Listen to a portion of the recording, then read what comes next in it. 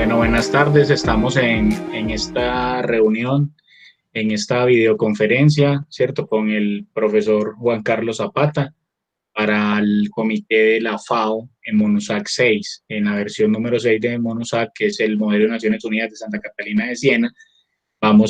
Les estamos ofreciendo esta conferencia para aclarar dudas, conceptos, ¿cierto? Tener mucha más claridad del tema que se va a debatir durante jueves, viernes y sábado en nuestro modelo de Naciones Unidas este año.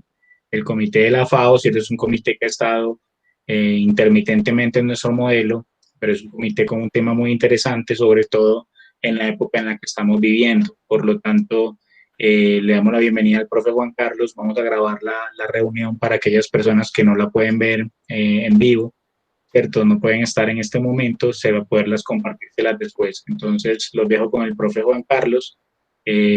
Cualquier inquietud que tengan sobre procedimiento en el modelo, sobre si ciertas mociones o temas se van a tratar, las pueden hacer, que aquí está nuestra secretaria general Daniela Londoño para resolver ese tipo de dudas. Si son dudas sobre el tema en particular, pues vamos a tratar de aprovechar el conocimiento del profesor Juan Carlos para aclarar ese tipo de inquietudes. Listo, entonces, Juan Carlos, bienvenido.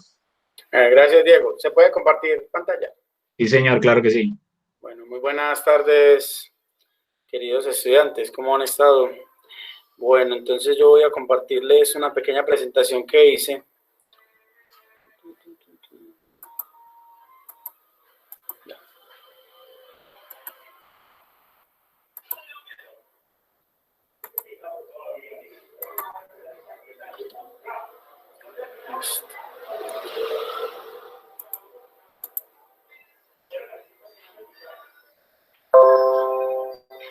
Me dicen si están viendo la presentación, por favor.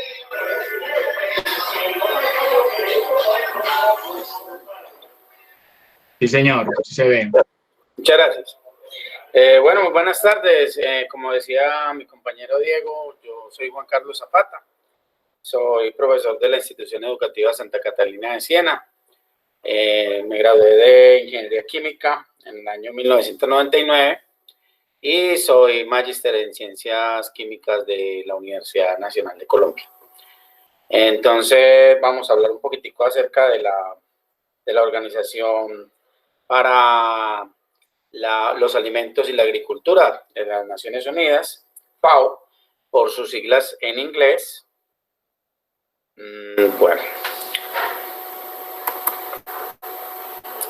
Bueno, entonces, ¿cuáles son los fines de la FAO? El primer fin de la FAO, pues, es erradicar el hambre. Se sabe que hay muchas muertes por hambrunas, muchas personas mueren de hambre en el mundo. Entonces, uno de los fines de la FAO es erradicar el hambre en todo el mundo, que haya cero hambre en el mundo. Otro de los fines de la FAO es ayudar a mejorar las actividades agrícolas con políticas a los diferentes países del mundo. Vamos a ver un poquitico de la historia de la organización. Surge en 1943 con la reunión de 44 países en Virginia, en Estados Unidos. Posteriormente, 2 años después de esa reunión, se declara como un organismo de las Naciones Unidas, en 1945, el 16 de octubre. Y en 1951 se traslada de Washington, Estados Unidos, hacia Roma.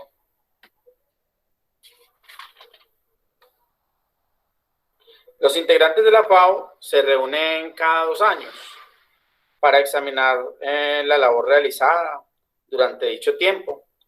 Actualmente el director general es José Gracia de Silva. Hoy en día la FAO es el organismo autónomo más grande de las Naciones Unidas. Cuenta con 180 países. Vamos a ver algunas partes que tiene la FAO, los departamentos en que está dividida la FAO. Agricultura y protección del consumidor. Desarrollo económico y social. Pesca, acuicultura, forestal, Ya esos son misionales, esos van encaminados a solucionar el fin primordial de la FAO. Hay otros departamentos que le ayudan a cumplir con esta misión, como los servicios internos, los recursos humanos, las finanzas, la ordenación de recursos naturales y medio ambiente y la cooperación técnica.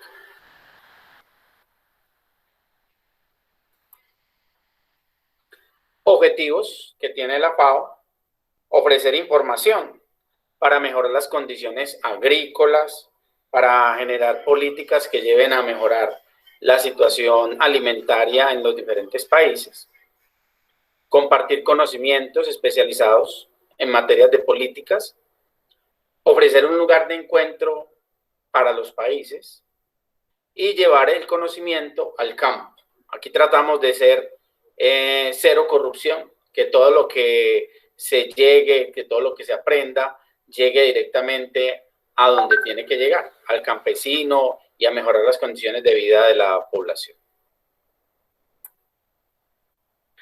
Hay unas estrategias, por ejemplo, para eliminar el hambre, y es, por ejemplo, los alimentos transgénicos. Primero que todo, ¿qué son los alimentos transgénicos? Son alimentos que tienen una transformación genética, que tienen unos genes que no corresponden naturalmente a ese alimento. Esto se logra mediante vías biotecnológicas que erradican unos genes de unos seres vivos y los implantan de nuevo tras un proceso biotecnológico en donde le modifican algunas propiedades, y de esta manera se obtienen organismos que tienen propiedades diferentes a las originales.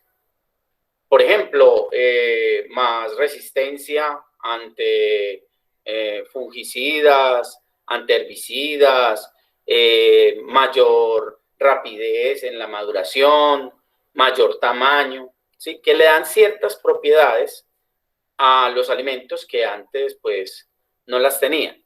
A eso conocemos como alimentos transgénicos. Desde que nosotros dejamos de ser nómadas y nos convertimos en seres sedentarios, en seres que nos quedamos quietos en un lugar, pues hemos hecho muchas transformaciones en la naturaleza. Ahí tenemos, por ejemplo, la imagen de un uro. El uro pues ya se extinguió, ya no existe el uro. Ahora lo que tenemos es la vaca. Antes, nosotros, ¿qué hacíamos? Cazábamos el uro y no lo comíamos. Teníamos necesidades, como todo el mundo las tiene hoy por hoy, de comer, de tener un alimento. Entonces nosotros teníamos que luchar contra estos animales y derrotarlos y matarlos y comer su carne. Pero llega un momento en que el hombre, con su inteligencia, ¿para qué hacemos esto? ¿Por qué no cogemos al uro y lo encerramos y le damos comida? ¿Para qué? Para que él deje ese espíritu violento y se transforme. Ahí estamos transformando en cierta manera la naturaleza. O sea, siempre hemos transformado la naturaleza para nuestro propio beneficio. De esta manera, pues desaparece el uro y nosotros fuimos los que construimos la vaca. Y ya la vaca, pues a nosotros nos da muchos beneficios, como por ejemplo la leche, la carne, se reproduce y tenemos más terneros, más vacas y podemos seguir creciendo, ¿cierto? Acá tenemos algunos ejemplos de alimentos transgénicos, como por ejemplo el maíz. Hay empresas que se dedican a eso, a generar transgénicos.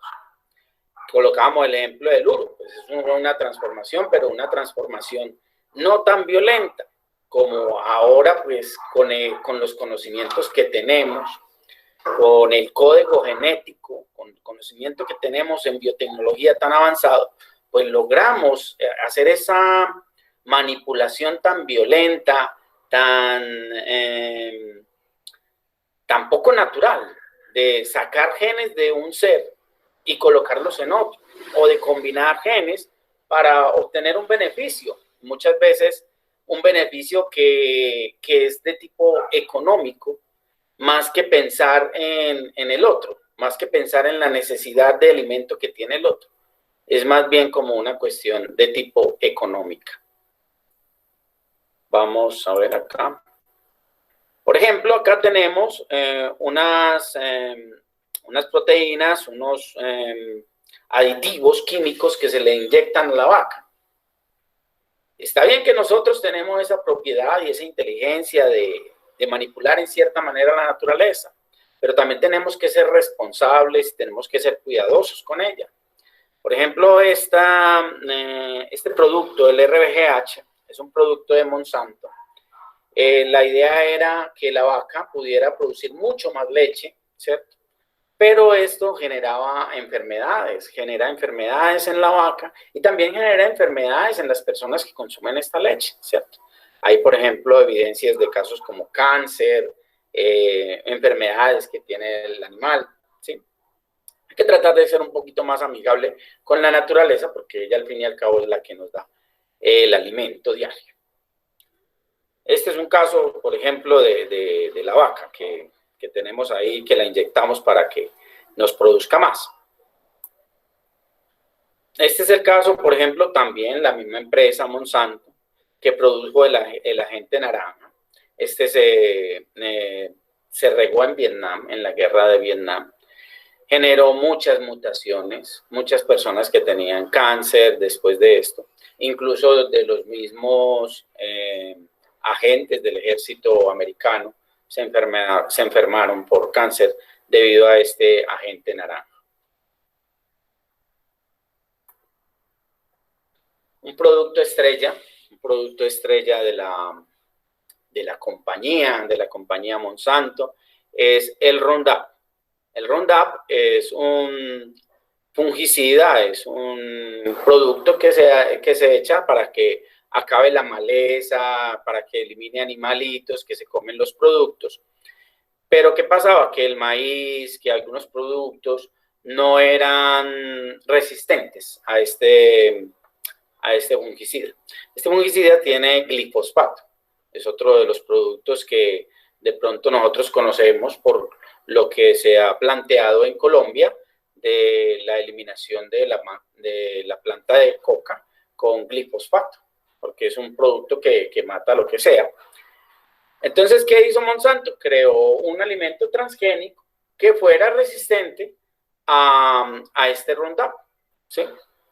Y entonces combinó varias cepas de maíz, varias cepas de diferentes especies con el objetivo de modificarlas para que fueran resistentes a este veneno. Lamentablemente, pues sí son resistentes ellas al glifosfato, pero el ser humano no. El ser humano no es resistente al glifosfato y entonces ahí lo que nos están metiendo es un cuento disfrazado, porque cuando uno vaya a consumir estas cosas, a largo plazo lo que va a pasar es que tú te vas a enfermar, que te va a dar casos como cáncer y cosas de esas, porque nosotros no somos tan resistentes a unos venenos como estos.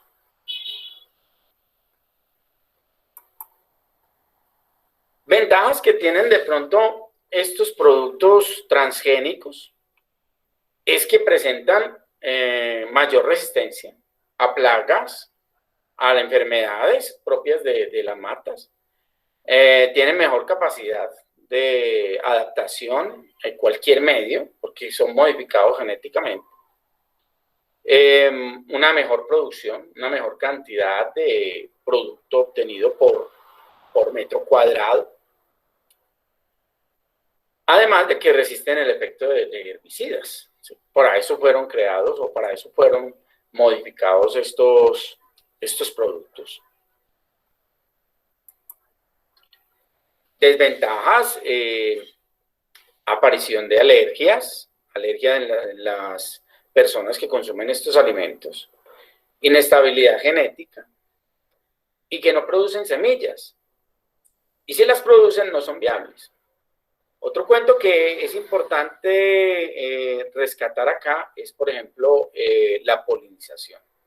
Las abejas son las que se encargan de polinizar y de transportar semillas de árboles de un lugar a otro y nos permiten a nosotros seguir sobreviviendo en este planeta. Pero en el momento en que tú tienes una plantación transgénica, pues la abeja no se va a acostumbrar rápido a extraer el polen de estas plantas.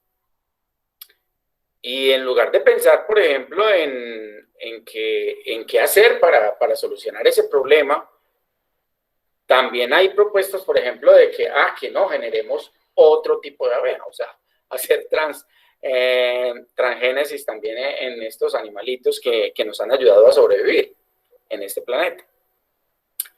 Bueno, ahí les dejo también unos videitos para que observen y se empapen más del tema. Yo ya les comparto esta presentación con el profe Diego. Si ustedes de pronto tienen alguna pregunta, con mucho gusto. Muchas gracias. Gracias, profe. Chicos, si tienen preguntas, pues respecto al tema, absolutamente todas las preguntas que tengan, cualquier surja, sí, cualquier, cualquier duda que les surja, la pueden decir, porque pues para eso está él acá, para cómo solucionarle esas dudas. Bueno, muy buenas tardes. Muchísimas gracias por la capacitación. Bueno, yo había escuchado atentamente sobre tal vez una variación genética y disculpe, esto sería, por ejemplo, un trastorno que se podría dar al genoma humano, tal vez a eso se refería. Bueno, no tanto el genoma humano, aunque ya hay discusión sobre eso, de que ya se puede, por ejemplo, modificar algunas dificultades que va a tener, por ejemplo, la persona, porque ya se conoce el genoma humano. Entonces ya de pronto se pueden modificar casos, modificar, por ejemplo, posibles enfermedades, alterando un poco la genética en el ser humano. O sea, ya hay sospechas de que se puede hacer eso, ya hay trabajo sobre eso. Pero esta, por ejemplo, de la que te expuse hoy, son alteraciones, pero a los alimentos, como por ejemplo en Argentina, hay en este momento soya transgénica y muy resistente al Roundup, que es un producto estrella de la Monsanto. Pero no tanto esto va a modificar nuestros genes, sino que nos puede enfermar. Y nos puede enfermar porque estos productos, al ser tratados con este Roundup, y este Roundup tiene el glifosfato. El glifosfato, pues a nosotros no nos favorece para nada. Y la planta va a quedar con esas muestras de glifosfato, va a quedar con esas trazas de glifosfato, que a largo plazo lo que nos van a generar son enfermedades como cáncer y cosas de estas. Pero lo que tú dices es verdad, o sea, ya hay proyectos para alterar también el genoma humano, para generar, por ejemplo, superhombres, que era el sueño como de los alemanes. Juan Carlos, tenemos una pregunta. Bueno, tenemos una pregunta en el chat y dice, ¿cuáles son las características de una contaminación genética? Las características de una contaminación genética son productos que no están en la naturaleza de por sí. Son productos que tienen mucha resistencia, pero que no producen semillas. Entonces, al no producir semillas, el granjero va a tener que estar pagándole siempre a Monsanto, que es o a la empresa que sea la dueña de la patente, y estar siempre pagando para poder hacer sus semillas. Es como una cosa de por vida, una deuda de por vida. Anteriormente el granjero, por ejemplo, guardaba parte de su semilla, era cosa de él, era pertenencia de él. Y con esas semillas, pues él sembraba y podía generar de nuevo otra cosecha. Pero ya ahora eso es prácticamente algo que le pertenece a la empresa que generó el producto transgénico. Gracias. Mira, pues yo creo de que se refería más bien como a, o sea, cómo identificamos un alimento que está contaminado o pues que está modificado Ok, ya lo entiendo. genéticamente. Por ejemplo, hay alimentos transgénicos que tienen mayor tamaño, esa es una evidencia también, mayor resistencia a las plagas, ¿cierto? Más rapidez en su generación, ¿sí? Son como algunas de las claves que hay ahí en los transgénicos. Tienen ciertas ventajas, pero como le digo, hay otras cosas que no son tan beneficiosas. Listo, gracias. ¿Alguien más tiene preguntas?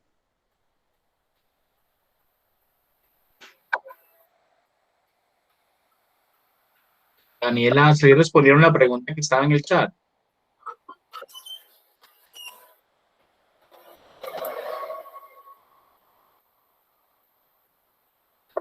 Sí, esa era. Ah, correcto. Muy bien, yo tengo una pregunta para Juan Carlos, no sé si de pronto es pertinente. Dale. Con relación a los alimentos transgénicos, pues se supone que hay un tema de que se presenta como una solución al problema del hambre en el mundo, ¿cierto? Pero también está el efecto de lo que se ha visto negativo, ¿cierto? Entonces, el tema es, por ejemplo, algunos países necesitan, ¿cierto?, una intervención alimentaria de parte de la FAO, regulaciones para que tengamos mejor seguridad alimentaria, pero ¿crees tú, por ejemplo, pues obviamente desde tu punto de vista, si que esta es la solución para el problema alimentario del mundo, ¿cierto? O podría haber otra alternativa, ¿cierto? Teniendo en cuenta que de pronto hay muchas sospechas, ¿cierto? De lo malo que nos pueden hacer los alimentos transgénicos, pues que mucha gente se opone a ellos. ¿La solución sí está en lo transgénico o hay otro tipo de soluciones para el problema alimentario del planeta? Pues eso sería una solución, pero a muy corto plazo, Diego, porque también hay que ver la capacidad que tiene la Tierra, la capacidad que tiene la Tierra para estos tipos de cosas extrañas a ella, ¿cierto? Muy posiblemente puede que en una cuestión de 10, 20, 30 años te sirva para solucionar problemas, pero después vas a tener otros peores que, por ejemplo, la Tierra se te va a secar y ya no te va a producir ni siquiera eso. Entonces vamos a tener a la final un problema peor, ¿sí? O sea, sería una solución como a muy corto plazo. Yo lo que pienso es que hay que generar otros tipos de políticas en donde, por ejemplo, los países industrializados, los países ricos, se comprometan a unas acciones, a unas políticas de cooperativismo con aquellos países que tienen escasez, que tienen hambre. Generar políticas y invertir también en la educación, para poder generar ideas, para generar recursos, para generar formas de solucionar estos problemas. Pero esta es una solución a muy corto plazo y que más trae desventajas a futuro que ventajas, pienso yo. Muchas gracias, Juan. ¿Hay alguna otra pregunta entre los que nos acompañan en este momento?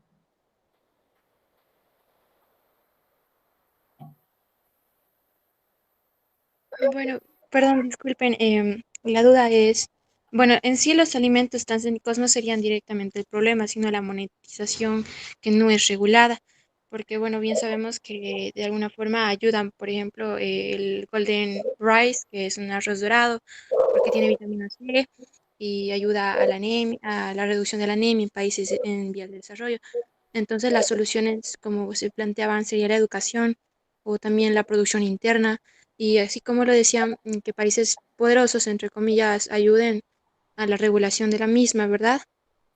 Sí, sería excelente, eso sería fundamental. Y sobre todo, por ejemplo, la parte que tú tocas de la educación, porque eso es una solución a largo plazo. Es una solución de pronto que tú no la ves ya, pero que a largo plazo sí te va a generar una mejora en tu calidad de vida, una mejora en tu forma de pensar, en tu forma de vivir, en tu forma de resolver los problemas. Entonces me parece que es por ahí que tenemos que mirar el asunto. Muy bien, gracias Juan. Otra preguntita, pues relativa exactamente al tema del comité. Cuando hablamos, por ejemplo, del impacto que tienen los alimentos transgénicos en salvar el hambre en los países más pobres, por decirlo de una forma bien directa, ¿cierto? ¿Crees que de verdad estas tecnologías están enfocadas a alimentar a los más pobres o hay otros intereses de por medio? ¿Qué es lo que pasa realmente si de verdad desarrollar estas tecnologías está beneficiando a quienes tienen que beneficiar o crees que no es así? Muy buena pregunta, Diego. Pues de todas maneras el hambre es muy berraca. El hambre es muy berraca y cualquier alimento que a ti te den, si tú te estás pasando hambre, pues lo vas a agradecer, ¿cierto? Pero hay que mirar, por ejemplo, los fines tras eso. O sea, por ejemplo, el de la Monsanto. El de la Monsanto no creo que sea aliviar el hambre en el mundo. Eso tiene un fin muy, muy económico, muy de vender su propio producto. Por ejemplo, porque hicieron esa soya resistente al Roundup. Pues la hicieron porque ningún otro producto era resistente al Roundup. Entonces ellos tenían que vender su producto, tenían que vender el Roundup, entonces generaron una soya que fuera resistente. Entonces no creo que la intención de la Monsanto sea, vamos a acabar con el hambre en el mundo. La intención de ellos es más económica. Puede ser que haya otras empresas que tengan unos fines más lucrativos, más altruistas y puedan en realidad generar cosas que puedan ayudar a eliminar el hambre en el mundo. Pero, por ejemplo, la Monsanto en este momento no creo. ¿Alguna otra preguntita por acá, muchachos? Bueno, si no tenemos más preguntas, entonces le damos las gracias a Juan Carlos por su disertación, muy puntual, muy acomedida, muy en torno a lo que queremos debatir el jueves, viernes y sábado en nuestro comité de la FAO. Le damos las gracias a todos por estar en este espacio, por acompañarnos, ¿cierto? Los invitamos a disfrutar del debate los días del modelo durante esta semana. Gracias, Juan Carlos, por tu buena disposición, por tu compañía, por tus conocimientos y los dejo con Daniela para que los despida. Gracias a ustedes, Diego. Gracias a ustedes, chicos, por la escucha. Sí, gracias Juan Carlos por sacar el espacio y por sacar el tiempo. Sabemos que pues debes de estar ocupado. En serio, pues muchas gracias y espero a los delegados que les haya servido de algo, como que les dé un poquito más de enfoque a lo que queremos que sea el debate, que les dé ideas de cómo pues debatir. Y nada, pues yo creo que eso es todo y como dije, espero que les haya servido. Dani, le comparto la presentación. Se la comparto a Diego para Sí, que si dale. ustedes la quieren volver a ver o si quieren ver los videos que son muy interesantes, entonces también. Dale, profe. Dios los bendiga. Gracias. Hasta luego.